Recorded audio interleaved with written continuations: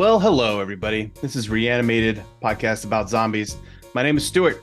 I'm in California. Joining me from New York, H.A. Conrad. Hello. Hello. Hi. So, How is sunny Brooklyn? not so sunny today, but overall pretty good. We've been having kind of amazing fall times here. It makes you feel like Halloween is just around the corner. We had an absolutely kind of like that, like that kind of crisp fall air going on here. So that was kind of cool. But today it all was washed away by some kind of tropical storm fest. Yeah, yeah, another big one coming at you. Yep. Yep. This one's further north. This is not a Floridian one. Actually, wasn't there like a hurricane that like basically landed in New England last week? Earlier this week? It landed in part of, so it mainly hit like Maine, and that environs. I have to say, where I grew up and Vermont, thankfully didn't have quite so much of a hit up from that thing, thank goodness, because they've basically had like nothing but rain, and there's been a huge issue actually, in that the amount of rain that they have gotten, like sort of like the last 6 months, has been so intense, like from various storms and things, including these wonderful little, you know, tropical storm hurricane things, that like trees are falling down randomly because it's sort of like the root systems are just too soggy or something. So Yeah. hopefully that stops soon. But it's definitely um it's hope I don't know, like I hope nobody gets really hit by any more of this stuff, but tis the season, I guess. Hurricane and Apparently. wildfire season, and for you, you're having like everything.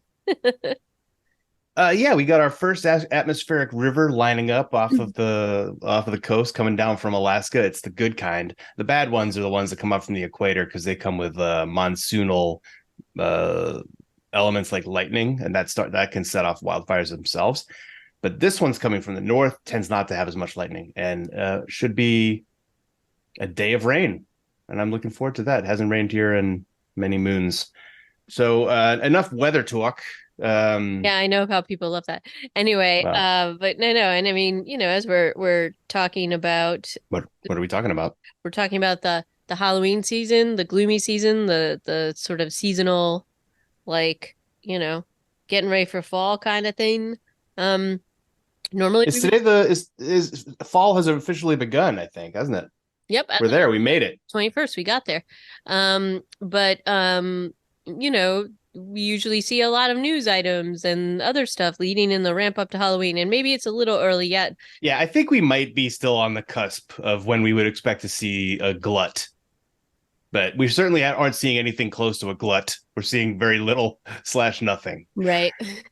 Um, but I think you made a good point earlier, before we started recording, that this could be a something to do with the SAG and writer's strike, and that could be true because often some of these little, like smaller projects and things like that kind of like are they're sort of waiting in the wings, and then they're put out there, and it may be that they're there and we're just not seeing press because a lot of people aren't allowed to sort of do the press junkets or whatever, and so I think maybe we'll do a little more digging. Maybe it's just the dearth of stuff and it'll hop in next week. Um, but we shall see what happens. Yeah, I had a thought, an idle thought earlier that perhaps a silver lining of the strike would be that they will greenlight and expedite a season 3 of Kingdom. I don't know if that's even remotely possible. That show probably takes a lot to put on, given how it's a period piece. It's got millions of extras, etc. And South Korea, maybe they have other things that they're working on. But a man can hope, a man can dream.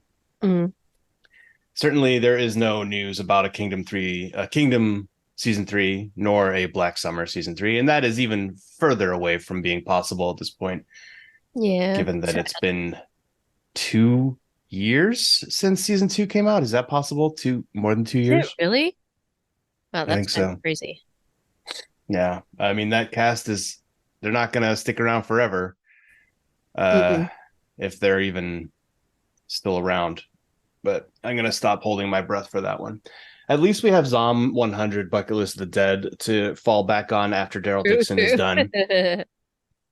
Anyway, I will say this though about the kingdom stuff is that often, and this is what we found before, they are working on some things and then suddenly they'll be like, hey, by the way, we have this whole fully finished project. And I think that's yeah, why you and I had our hopes a little bit was like, maybe they're actually working on this and we just don't know about it. I don't know. the first time the season one Kingdom news dropped, it was like at the beginning of the year. I forget what year it was.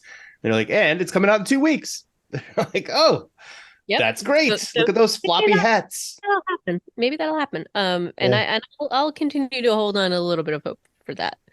But in the meantime, we have one piece of news out of Japan, but an English language project, which is pretty rare. Yeah. Um, it's going to be a mockumentary film by headlined by Japanese comedian Shinagawa Hiroshi, and the title of the project is Among the Dead, and it's going to be like a bi-coastal production with at least one American involved in the creation of it. And it's about so it's a mockumentary about a guy who decides to go live among the zombies. And you know what, you got me there. I'll check in, I'll check it out. And one of the guys from One Cut of the Dead is involved also, so that's good heritage right there. I don't know. I'll check this thing out. It's a good news tidbit, so we'll get to it. Yeah, I'm not sure what the potential release date is, but this is in Variety, which tends to report things quite early. So we'll see if we can follow it as it goes through. Among the Dead. Not certainly, I wouldn't expect it this year. We'll look for more news in 2024. Which takes us to the main course, which was episode 2 of The Walking Dead. Daryl Dixon, Allouette, or Allouette, as we say in the song. I can't say it without pronouncing the E, which you're not supposed to do. This was directed by Daniel Percival, written by Jason Richmond and David Zabel. Have you noticed they're not doing an after show explication? Feels like Yeah, the first it's time in kind a of while they haven't done refreshing. one. So yeah, I did notice that. Yeah. Because I keep watching, I'm like, oh, let's see what they have to say about this one. And then nobody has anything Nothing, to say about it. nothing. I actually kind of like it, but I don't. You don't like the explications? Only when it's our fave, Miss Angela Kane doing it. She's the only one I really enjoy listening to Yeah. because I she. mean, Eli Journet had some hot takes about Dead City, and I didn't always watch his. And sometimes when I watched them, I disagreed with the Yeah, things that he was pointing out. yeah. But anyway, yeah, there's nothing to stick around for after the show on Daryl Dixon. But we have our second episode in the bag. I believe the third episode actually goes up on AMC Plus tonight as we're recording. Um, do you want to do an overall impressions? Are you still along for the ride? How are you feeling, H.A.? Oh, I'm definitely along for the ride.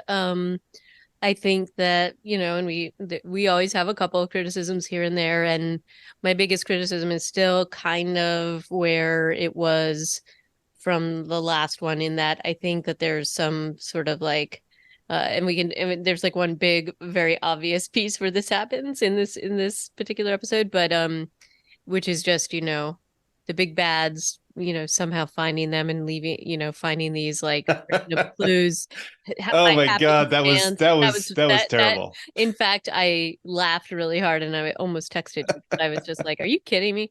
Are you Um, kidding me with the giant map? right? Yeah.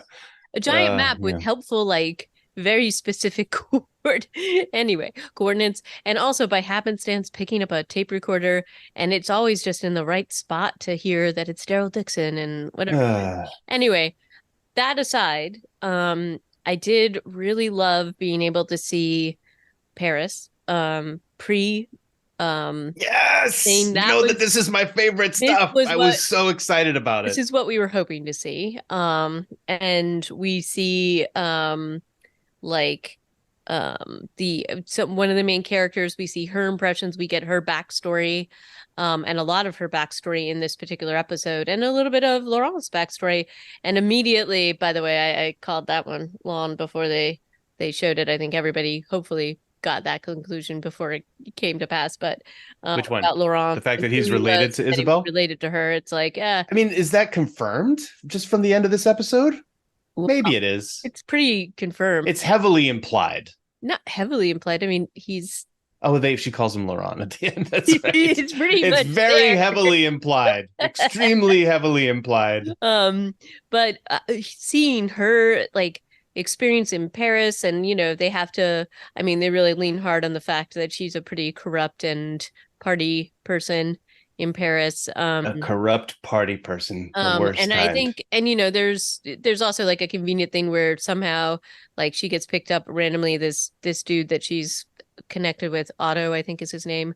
I'm sure. I mean, I don't even know what his name is. He's not introduced, and I thought it was very convenient that he showed up and saved her. Right. But could we just take a moment But let's talk about for me Paris. to do a happy dance about this guy's introduction? This actor is named Adam Negatis, I believe. God, where it's in my notes somewhere. Yeah, Adam Negatis. I see him get out of his Mercedes, and I am cheering because this dude. First of all, I know he's coming back. There's Of no course way he is. this guy isn't There's no coming way back. he's not. This That is dude very is, much a loose thread, and he's probably the dad of Laurent, is my guess. but this is like an actor of this level. He was one of the main antagonists in the first season of The Terror, which is a show I've talked about on this podcast before that I don't think have ever seen because it is horrifying. He was so good in that. And I see him show up in this, and I'm just like, oh my God, he's going to be great. Yep. I can't wait. He's going to be back. He's probably the dad of Laurent, is my guess, given her sister's reluctance to tell her who the dad is. So that's my bet. But let's skip back a little bit because we get to see her like in all of like sort of like every single vice or like. Yeah, well, certainly two main vices. She doesn't kill anybody. Not yet. But she's certainly sniffing as much coke as she can, doing drugs and robbing people in a club. But also robbing people of like pretty expensive watches that I suspect they would notice are gone. Well, she's that good. She's that good. She's just that good. And anyway, she's been sort of making the rounds and doing what she's doing in this club, and finally like gets out.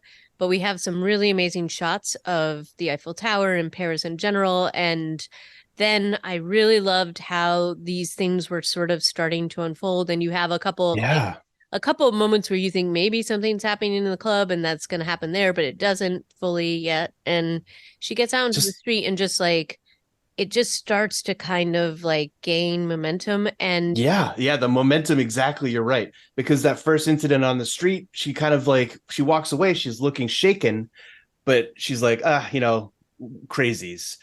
But then she goes to the subway. And it's also, if you think about it in terms of, okay, think about how your everyday life is going.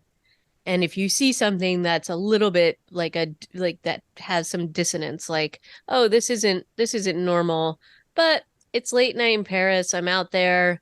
Maybe there's some kind of person, having an incident, whatever. And your instinct is like, okay, I'm going to get away from that, which is exactly what she does. Yeah. And then it just gets much, much worse. Like the subway, the metro scene is incredible. That's so good. That's so good. The framing, like you have each car going by, and so it's like most violent in the front of the train, and then you're watching the people reacting and like also having their own issues in the subsequent cars, and the train kind of just seems to be going straight through the station too. It doesn't. But then suddenly there's zombies on the platform with her, even though the train didn't stop, and people are running, and then it's completely on, right? Like because she goes upstairs. Back onto the street, and there's a car flipped over, and there's people running everywhere, and all hell's broken loose. I do agree that the ramping up of that one moment, as you said, of dissonance to just like everything is dissonance, everything is dystopian and horrible, and God, it's the kind of sick unfolding of a poisonous flower that I love about zombie apocalypse being told from the moment of the origin. And I'm hoping we get to learn even more about that in this show, because France is it's so funny that they made France the culprit for the zombie apocalypse, right? But it's what it is. Yep. So fantastic series of scenes. It's a little bit broken up with flashing back to the present. I think so that we know that that's Isabel, because she does look very different, even though she hasn't aged at all. Just the way that she's dressed. She doesn't look like a nun. No, But then she's driving off in the streets with this long-haired British guy whose name I don't think I we think it's know. Otto. Maybe I'm wrong. I don't remember if we do know. I think it might be Quinn, Oh, based on the Wikipedia okay, write up, maybe it's but I don't Quinn. think they ever. Maybe I'm making up his name. It's totally I don't think possible. they have a conversation where they say his name, but he is calling her Izzy or is Isa or something like that. I don't really understand. Okay, I mean we can talk about those scenes, I guess, separately, but I don't really understand how long they're driving together. But he's talking about going to the Dordogne, which is in southern third of France. It's not quite Marseille, but it's in that direction. It's a long way from Paris, Yeah. so they do have a long journey ahead of them. They do it in a car, so maybe they could just do it in a day. Yep. But I haven't done the math on how long it takes. And with society breaking down, gas is probably not 100% reliable. I think that's a diesel, so maybe they could get further. But they do seem to drive all the way to Marseille by the end of the episode. So she and her sister, at least. But it's unclear how long they spend on this road trip, I guess is what I'm getting at. Yeah, but And I do think though the lead up even to them getting on the road trip is pretty cool. Like going back to the apartment, her yeah, sort of like and getting her sister, you get that background pretty quickly. Her sister's like, I'm not feeling well. And then there's this really like hard moment because they see the little neighbor, Aimee, uh, and she knows and she doesn't say anything and they just well, she tells her to go inside she and stay does, but inside. it's not like people are out here killing people, get inside, kid. Well, it's suddenly gotten calm again. Yeah, Like yeah, yeah. the daylight is, they're just driving down streets. Everything looks fine for the most And part I did just look it until up. It is Quinn. It is Quinn. And then yeah, he doesn't seem totally psyched that her sister's coming, but he sort of deals right. with it and that's fine. Um, But there's no sense that they know each other from before, no. right? But there kind of is too. I don't know. It's weird. Like this relationship, I don't understand it yet. I'm hoping that'll become clearer. Or if they just met last night when he sideswiped a zombie and told her to get in his car. No, I think there's definitely a prior relationship here. As I said, It I'm pretty sure kind of he's the feels like it. dad of Laurent. But and I think that's how he's gonna make his reappearance or there's gonna be something there. We'll Um find out. Like, well, or we won't. But so these scenes are not all. We don't get all the way to Marseille and these flashbacks right away. They kind of unfold throughout the episode. But in the present time, uh, the two nuns, one of whom we still don't know her name, um, and Laurent and Daryl are traveling by mule-powered wagon yeah. toward Paris from Marseille. They've gotten on the road. And this is where the moral of the episode is introduced, which I felt was kind of heavy-handed. Mm-hmm. I don't You mean remember. the tell the truth lie version? Yeah, don't lie to children, Yep. but also lie to children. The show doesn't quite figure out where it wants to land on that, but it's also just presenting this like, she does it to Amy. She's like, just go inside, find your mother, she'll take care of Yep. you. Because even though your papa didn't come home last night and mommy's crying on the telephone, you should go upstairs and be with your mother. I'm not going to tell you exactly what's going on, but there's a lot of lying to children for good and bad reasons throughout this whole episode. But then they start. What was the? Do you remember what the conundrum was? Why were they lying to Laurent about? And what were they lying to him about? The nuns. About his origin story, basically.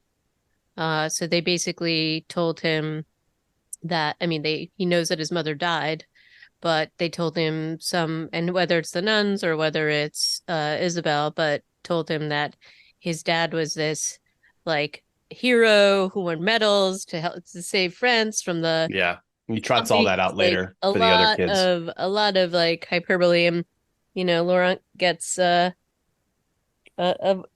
dose of reality, I guess. Yeah, eventually. But Daryl's already taking Isabel to task and saying you shouldn't lie to him.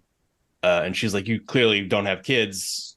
This is Oh, what we do. they lied This is to how him. we." They lied to him in that instance. They lied to him about the Oh, the mule, whether or not it would rules that survive. they let it go, and you know they come up with this like very like uh, this very happy story that the mule's eating apples in an apple orchard, that he's too smart, he'll get away from the walkers, which Daryl basically just sent him as bait, and knows that they will eventually catch up with him.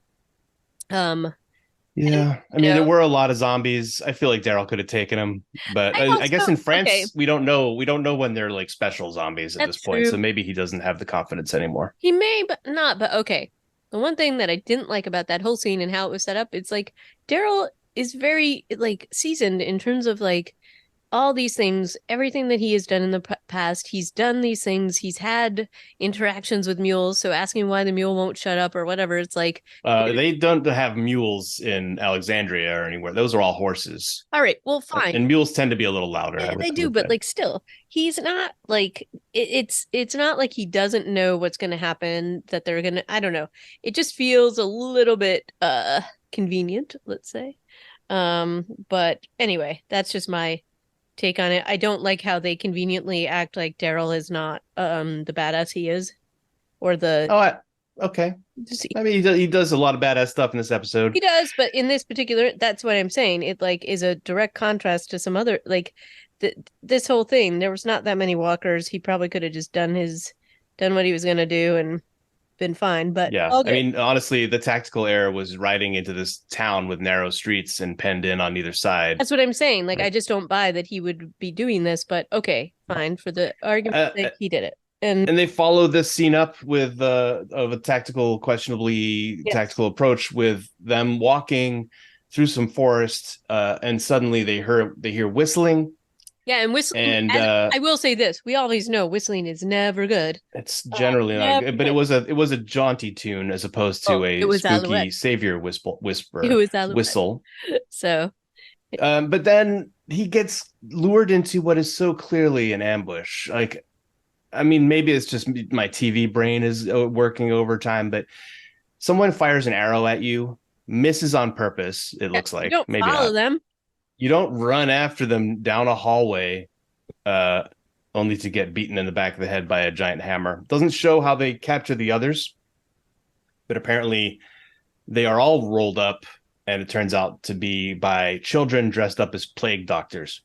Um, this introduces this little faction of Lord of the Flies kids.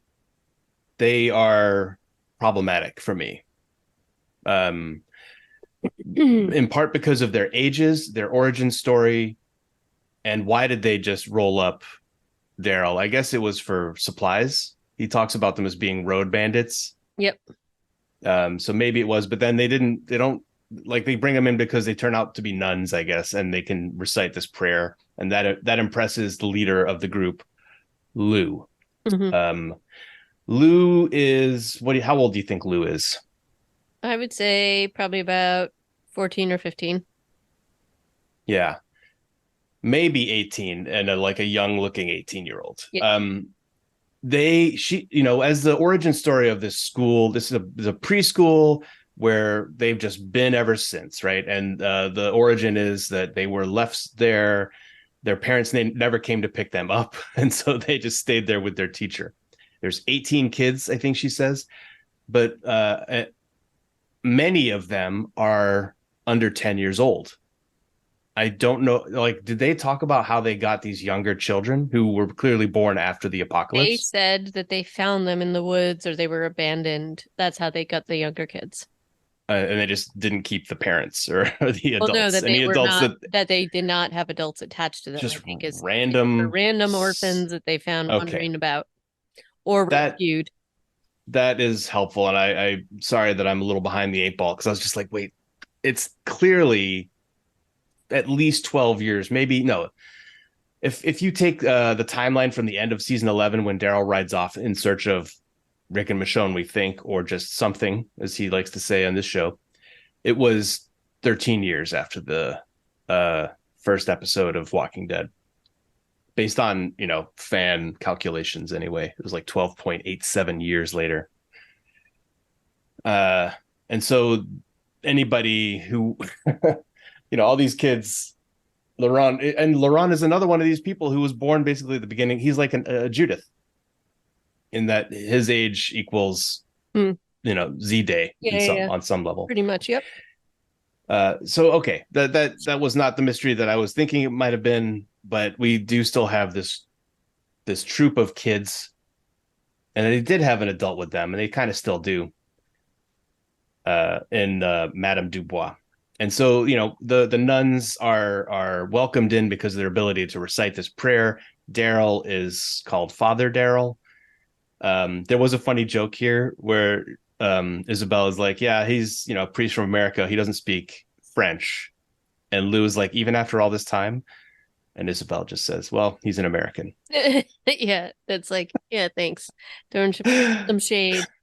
Fair though. Hey, you know what? If you can't throw shade in a Walking Dead show at America in general, and it's not the first time and the only time in this episode, Yeah, it is the yeah. first time, but the second time is even more Do of they do a a lot at the expense of Daryl, but yeah, yeah, that's all. and not at the expense of Daryl, but the expense of Americans. Yeah, Because yeah, when they introduce totally. RJ later, that's not a great Correct, look for correct. us. Not a good look, but it's fair.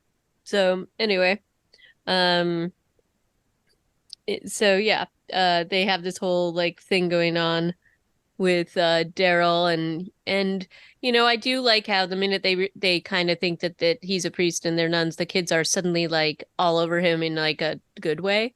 Do you Yeah, like the little kids are like clinging to him and kids always like they Daryl. like I don't understand it. they like him. Yeah. So that was kind of fun. And then they have this whole thing where it's like they do have this whole system in place. They're making dinner, and then they reveal that the reason why all this was held together was because of their teacher, Madame Dubois, and she's very sick.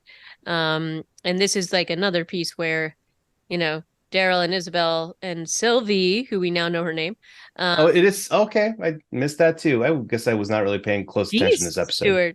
Stuart. Anyway, Sylvie and the three of them see the teacher and it's not looking good.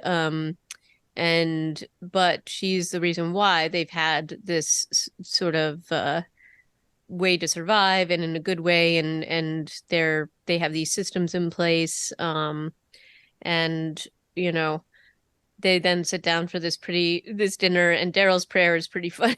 I like mean, it could have been it worse, could have right? been. He's just like, God, you probably inflicted this dystopian, horror show upon us because of how mean we were to each other. I think it's really well framed for children, and I think that's pretty smart writing for Daryl to say that way. Even though he's just kind of waffling and being not being particularly religious, he's like, this is karma. It's karma. We deserve it, but not today. Today's cool. I liked it. Yeah. Yeah. Anyway, I thought and then honestly and what I thought he might do is like kind of like parrot something like that Father Gabriel had said or something. Which he I probably heard enough prayers from yeah, Gabriel over the so they years. fake it. But anyway, Yeah, exactly. And then he teaches them all how to slurp soup, which isn't just another like he's just a clearly a bad influence on these children who have been raised to have good manners. No sooner than does Sylvie compliment them on their table manners that then Daryl begins to slurp his soup, and all the kids love that so much, which is funny. Okay, so then they make a plan to go after this guy called the Tarrasque, which is and they all have all these pictures of him drawn as a lizard. I don't understand the origin of this, but a Tarrasque is a mythological creature.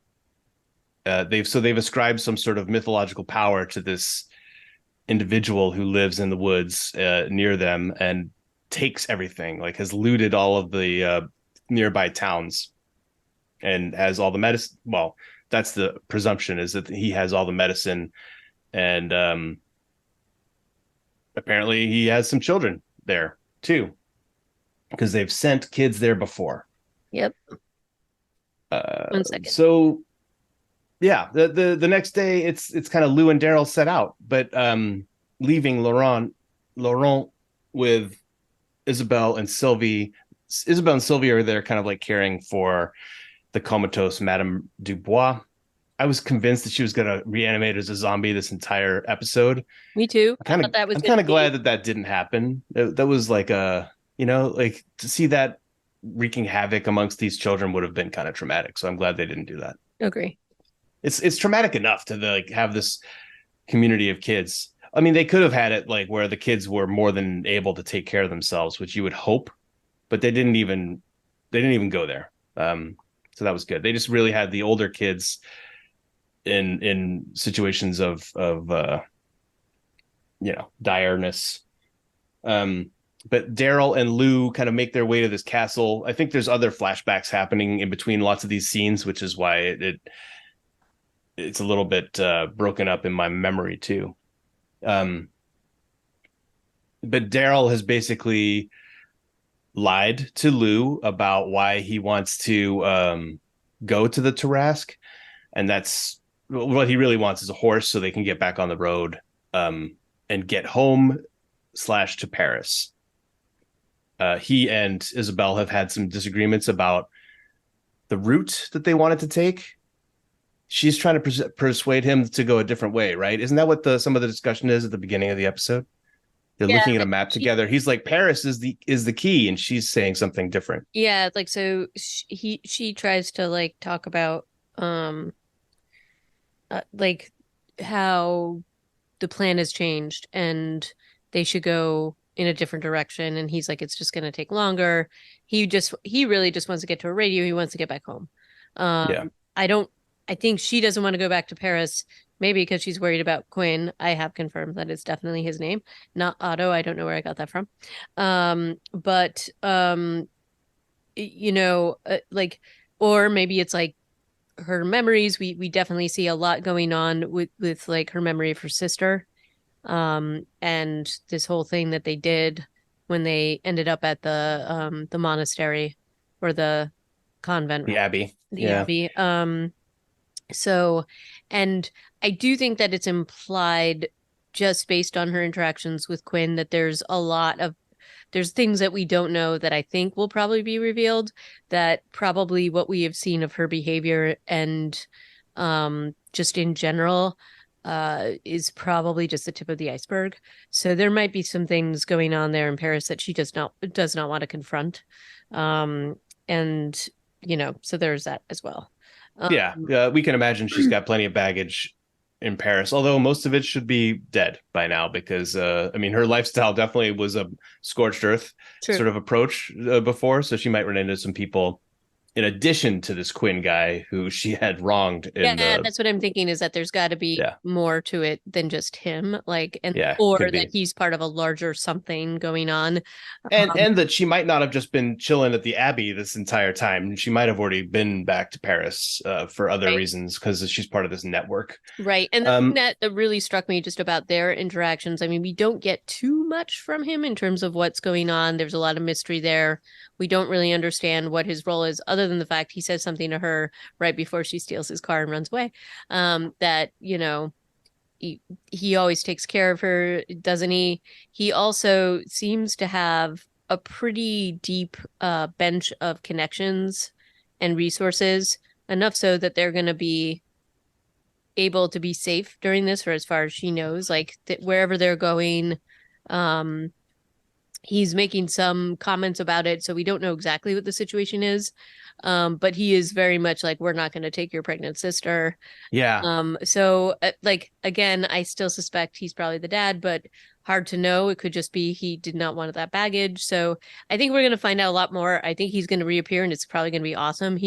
I didn't see the terror, but I like in the limited amount of time that we see him on the screen, it says a lot. Like we see a lot about his character. He and the two of them together are really like, it's a really cool little dynamic. So we're going to yeah. see cool in the sense that it's very damaged and weird. And so we shall see what happens. And so I suspect maybe these are the pieces that makes her not want to not want to go back to Paris. But We'll soon see. In the present, Daryl has locked Lou in a shed after she found him like a little hand plow to hopefully be a grappling hook and climb over the drawbridge to this literal castle, which is where the Tarrasque is holed up. And he has a moat full of zombies. It's kind of a great system, honestly. yeah, I Turns love out that he's the like, zombies are like the sort of like present day crocodiles or whatever it yeah, might be, the moat monsters, which I thought that was pretty awesome. yeah. This is kind of like a lot of people have speculated about this zombie survival method. It's one of the vignettes in what the hell is Max Brooks' book called? Why am I losing my mind? Oh, World War Z. It's one of the vignettes where they have survivors in England who have access to water because castles were built around wells often, or water sources. And so they were considered great zombie survival locations. In this case, they've just set it here in France. And instead of a Frenchman, a French aristocrat being the one living there, we eventually meet this character named RJ, but not before Daryl finds a French kid named Hérisson, who goes, "Hey, Harrison." He's like, "No, it's Hérisson, like hedgehog." Yeah, definitely another very funny back and forth. And the Yeah. kid's like, fine, it's hedgehog. It was so good. Call me hedgehog. The kid has a lot of moxie. I kind of like this I kid. I hope he do. shows up again, Me too. I because like he's like them. he's constantly yelling when Daryl's sneaking up on RJ and they're having like a sniper battle across the courtyard of the castle. You can hear Hedgehog yelling at him like, Insult. you suck." So this kid is fun. I want him to stick around, but I don't. He definitely doesn't come with them at the end of the episode. So maybe that's it. Yeah. But in a short time, he definitely won me over. Who does not win anybody over though is RJ. When Daryl disarms him, and then suddenly they realize they're both Americans in France. RJ is a Texan, Lone Star State. He's like talking about politics. He's talking about like patriotism. This guy has like no idea what's going on. And he and this guy is played by an actor named Ned Dennehy, who is really good at playing scumbags. He doesn't even get close to the level of scumbag that he can in this short role because he doesn't last super long. But if you haven't seen The Peripheral, which is another show on Prime, I think it was an original. It's an adaptation of a William Gibson novel. Dude has a 3-episode arc in that show that is super scumbaggy. If you want to catch Ned Dennehy doing some more scumbag stuff, but as RJ, he is just kind of like a time capsule of a certain kind of asshole. Oh, totally. But now in France. Mm-hmm. And And he's also, I the thought that there was sort of like recognition by Daryl of, oh, I now see exactly who I'm dealing with here. It was like, that yes, that, and the guy basically repeats or says to Daryl, like, all we want to do is get home to our loved ones, right? Right, man. And that's exactly what Daryl's been trying to do. So it does actually speak to him on some level, but then he realizes, no, this guy thinks that there's actually still a Texas. yep. Because he's been stuck in France, probably in this castle, just screwing over the locals for the last 10 years. Yep. Um, though I have to say, I'm a little bit like the fact I thought there was going to be somehow more than one guy. Right? One guy in a castle is kind of Or that wild. he would be somehow slightly more competent because it feels like the kids are so way more competent than this guy is. Um, Well, they are out to teach Daryl the lesson of teamwork in this episode too, because he locks up Lou to be like, "I'm better alone, and you're going to be safer in here." yep. And then they have to bail him out and be like, "Are you still better alone?" So there's a little some of the moralizing or the Kind of lessons in this annoying. episode are a little bit on the nose, Yeah. but it doesn't. It's still good TV. And RJ keeps saying things like "oh la la" about some of the stuff that he has, or like the opportunities that he and Daryl could pursue together. He does it twice before they end up in the moat through a weird series of events that leads them both to be in the moat. And Daryl and RJ is still tied up and has a horrible death because there's lots of zombies down there, and he's right at feeding height, hanging from his hands. And Daryl gets to use his little morning star, which was a lot of fun to watch him wielding that thing around and then blowing up the propane that he had dropped in there and stuff before he's ultimately rescued by the children. Do you have any observations that you want to throw in about those scenes before we get to him being rescued and then another lie being unveiled? No, I mean, I think that pretty much is it. Like of course, he makes the comment about being alone, and we know that this is going to end up probably with the kids rescuing him. I thought it was just going to be her rescuing him, but it ends up being like, so, Yeah, because the shed door is thrown open and a hooded person a figure is silhouetted there. This shades of Michonne in the woods a little bit, totally right? felt like it, right? Yep. Yeah, but this felt like um anticlimactic then when it turned out just to be a guy, one of the kids from her camp, Yeah, move or what? named Moof, who's there kind of looking for his older brother. But yeah, that felt like a bit of a pump fake on the part of the show. They're like, I oh, who is this honestly, new? I honestly got excited for a minute that it was going to Yeah. be somehow Michonne, but She's it was gotten all the way to not. France. Although he was a little shorter, so all good. But yeah, no, I totally thought I was like, wait, is this going to be? Is this like something they have managed not to have a spoiler about? But anyway, no, it was Moof, Just Moof. and But between Moof, Hedgehog, and Lou, they are able to quickly devise a way to get Daryl out of the moat. But then Moof looks down into the moat and sees his brother, Julian, and accuses Lou, who has been telling the kids that Julian and Hedgehog had gone for help and that they'd be back soon. And he says, well, you lied to me. And she's like, well, I told him that because, Madame Dubois was sick. I didn't know what else to do. And Daryl's like, you did the right thing. So but the episode, this is the only thing that bothers me about all these little like questionable he's lying, lies. lying to children. Um, it's to me, this is treating children like they're dumb, which they're not, and they've lived in this world for how long? And we're talking about like at least a decade at this point, probably, right? Where they've been living in this world, and Well, some of them are not a decade old for no, sure. no, Like I mean, Hebu. but the older children are Yeah, old enough, Moof is like 10 or 11 or 12 or something. and Yeah, they've been maybe living in older. this long enough that the harsh realities of all of this, and are just they're there, and I just don't. They have lived in this world enough, and they've probably seen enough people die in this way.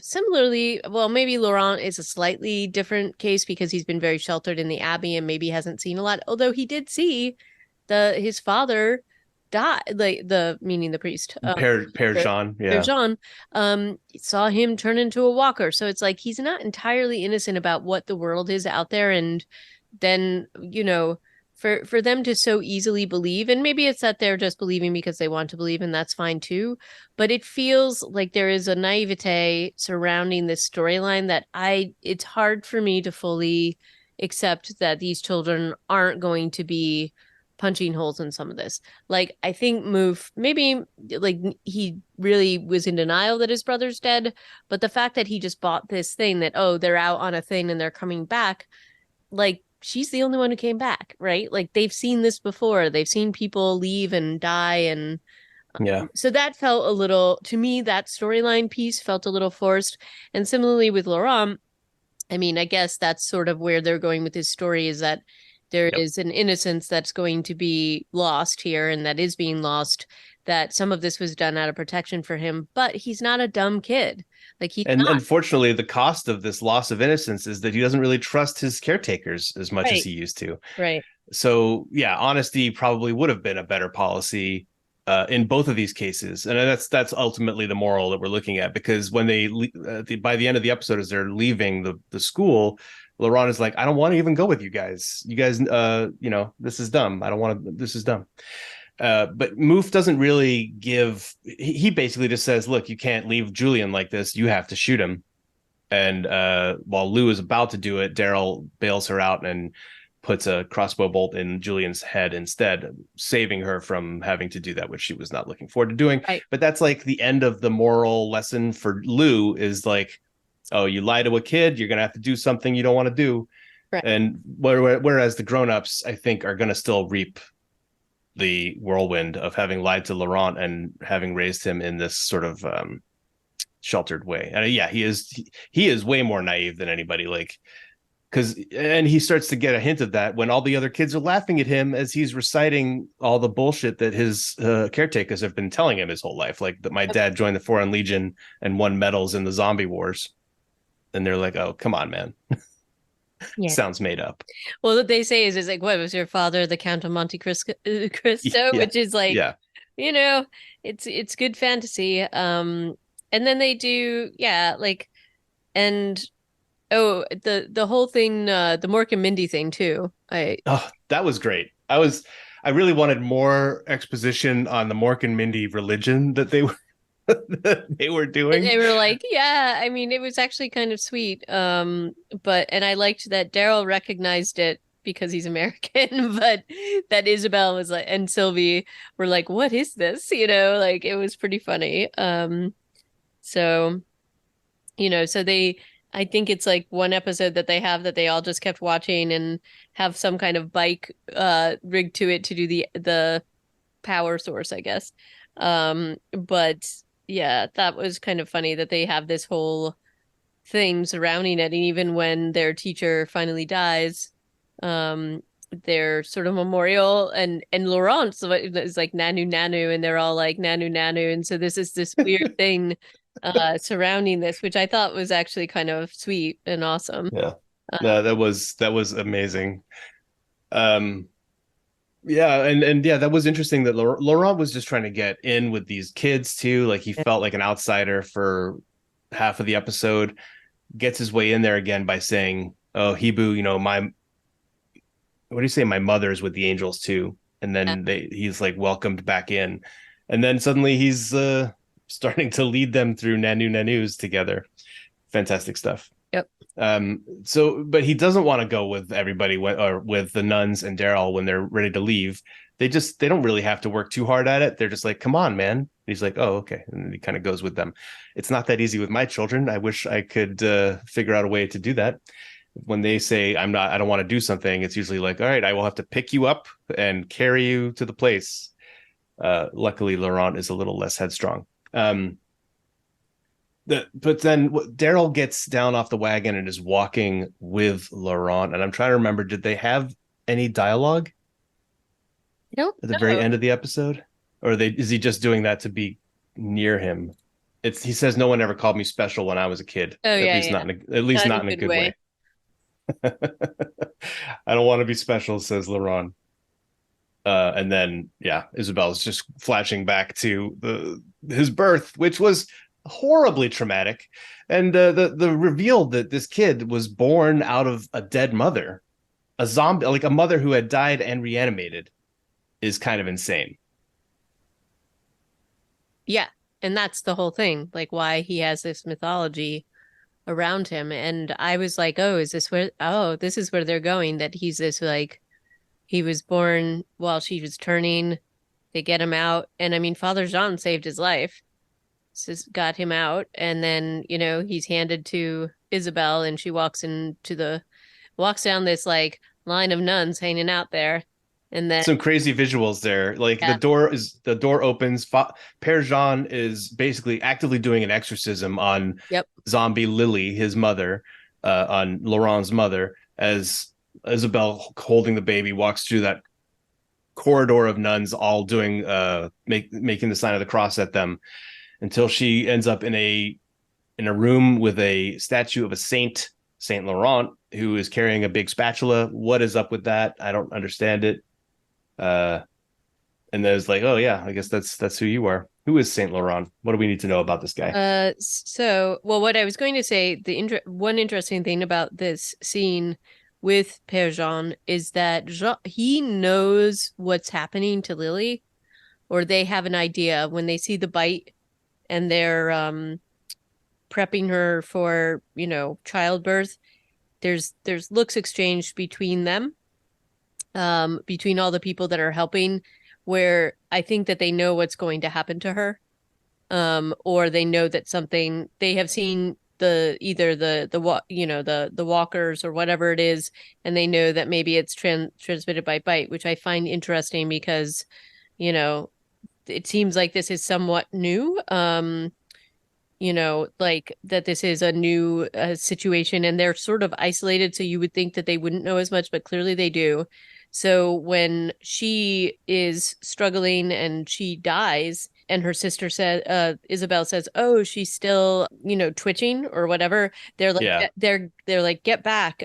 Like they knew what was going to happen. And I guess my other question is, given what they think about the walkers that they're like that they're possessed or that they'll come back or whatever. I guess my question is, where is Lily now? Or what Is Lily still kicking around were they somewhere? Yeah. keeping her? Were they keeping her somewhere? Like, what is the situation? But what was your question? Was it about Saint Laurent and what his deal is?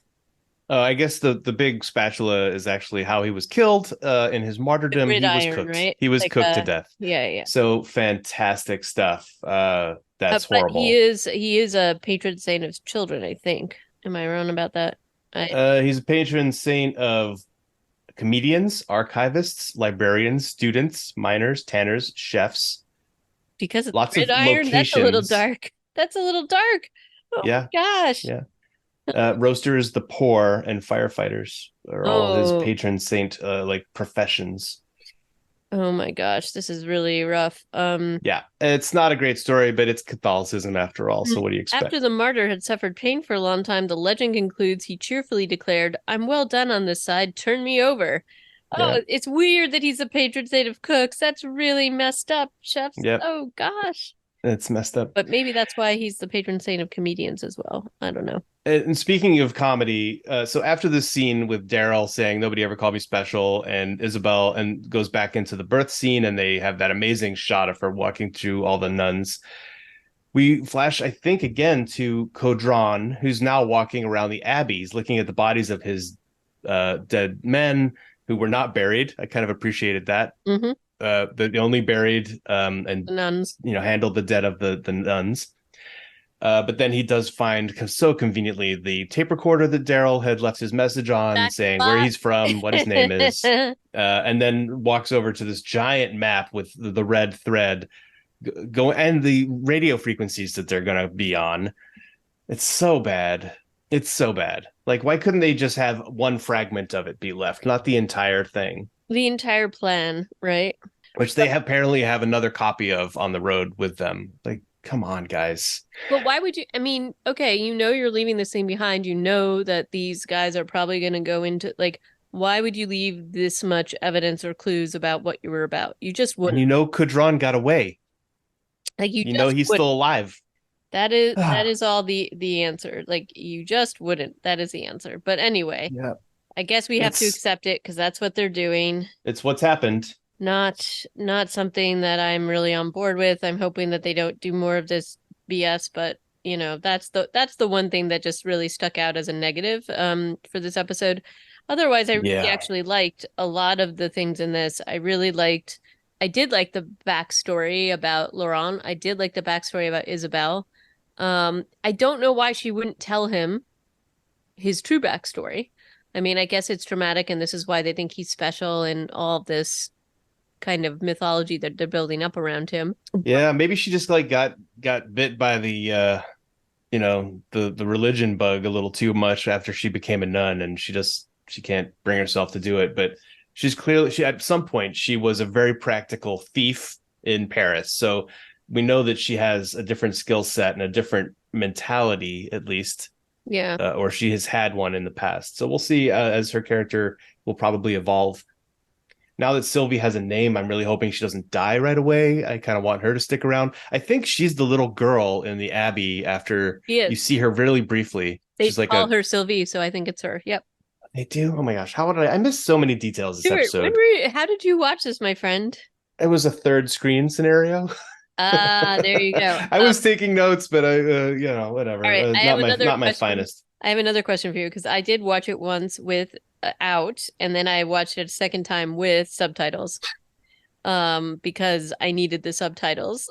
So maybe that's why, and I think some information is probably in the subtitles. Okay. But um, and again, part of why I watched it without the first time is that as we've seen a lot of the times when you have like translations or things like that, it isn't always accurate in terms of like Yeah. the translation. So I kind of wanted to see it before. And I will say like some of the translations aren't quite there, but as far as I know, my French is not the best, but it's at least like I can generally understand the gist. And so some of that was a little bit, I think putting in some things for American audiences, but I think if you watched it with the subtitles, you might have a little bit more of this. Just saying. Okay. Well, I Um, just need to pay I'm better excited. attention. I'm excited to watch the next episode. I think that honestly, this is exactly what I was hoping Dead City would be. A little bit more. I mean, this is definitely like a hero's journey kind of feeling. Um, I love the new location. I love that it's like you're like I thought that's what they were gonna do a little bit more in New York is sort of see the before times there, and they just didn't do any of that. It honestly could have been, for the most part, on any movie set or whatever. And here, even though they do, they couch a little, we definitely see the Paris scenes. And so when they flip back to the present, yes, they're in this like sort of more less urban environment, and it could probably be anywhere, but I think that the sets are done well enough, and obviously they are filming on location, that it's obvious that it's Paris or at least Europe. And so I like this total change in location for the series. So I think that Yeah. that's kind of cool.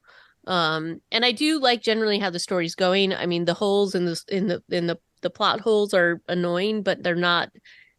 I'll tolerate them because I think everything else is pretty decent, and I think we're going to see a lot more as they get closer to the Paris. The one part that I'm feeling very iffy about is, the whole gorilla guy. What's his face? That whole thing. Podron. Yeah, and I think he's probably connected, obviously, to the big bad here, but like, I He don't. is connected to the lady Yeah, who is apparently named Janae or something like yeah, that, because he did talk about Laurent being a good soldier for Janae. yep. Although But why he would reference someone who's in Le Havre, right, like so, like they're just yeah, the distances between these factions feels massive. yeah. So anyway, a lot more to come, but overall, I'm really enjoying it. I think that visually it's awesome. I love, and again, that I feel like that metro zombie scene is probably one of my favorite scenes that I've seen in a really long time. Like Yeah, no, that was incredible. that was just so awesome. It was they didn't even spend a huge amount of time on it. I imagine they had to do a few takes because there's a lot happening. And then there's great Foley work with the glass breaking, which you don't even necessarily have to see. Mm-mm. You can just figure it out. I don't know. Yeah, that was a fantastic scene. Yep. So I really Really love that. nice. More of that, please.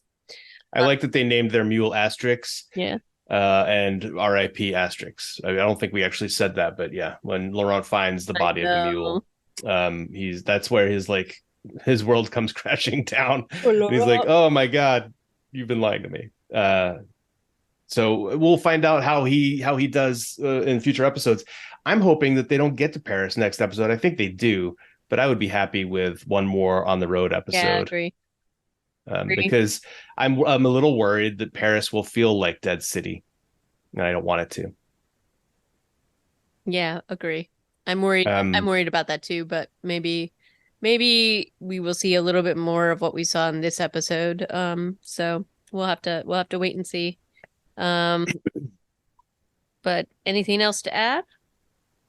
no, I believe that's about it. We can continue this next time on Reanimated, and if you want to let us know what you think about this show or any thoughts about the zombie stuff out there, give us a holler. Reanimatedpodcast@gmail.com. And all of our episodes are online at reanimated.podbean.com. So, and thank you everybody for listening. We'd love to hear your thoughts. So give us drop us a line if you're so inclined. And then until next time, I am still going to say ciao or goodbye or whatever because I just don't want to say it in French and be made fun of as an American. A biento. No, the thing is, when you try, then you're making an effort, and then that gets you a little bit of respect. I guess it's still embarrassing. The judgment. Anyway, The judgment, all right. real or Real or imagined. imagined. True. All right. Until next time. See ya. Bye.